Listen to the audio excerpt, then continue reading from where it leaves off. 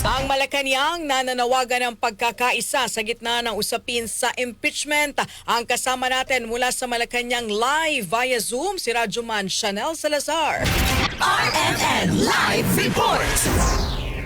Nananawagan ang Malacanang ng pagkakaisa sa gitna ng usapin na impeachment laban sa dalawang pinakamataas na opisyal ng bansa para na rin sa katatagan ng Pilipinas. Ayon kay Palace Press Officer Claire Castro, mahalaga ang pagkakaisa upang manatiling matatag ang bansa at hindi maapektuhan ang tiwala ng publiko at ng mga mamumuhunan. Dagdag pa ni Castro, patuloy ang panawagan ng pamahalaan na magtiwala ang mamamayan kay Pangulong Ferdinand Marcos Jr. kasabay ng pag-asang mananatili ang kumpiyansa ng mga investor sa bansa.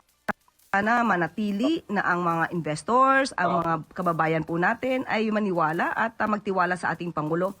At lahat po tayo rito, hindi lamang po ang Pangulo, lahat po tayo ay dapat na magkaisa upang mas lalo pa natin patatagin ang ating bansa.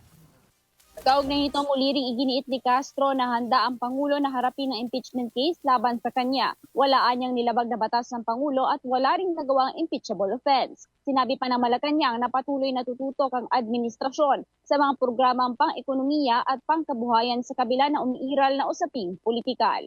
Kasama mo sa DZXL RMN Manila, Radyoman Chanel Salazar, Tatak RMN. RMN Network News!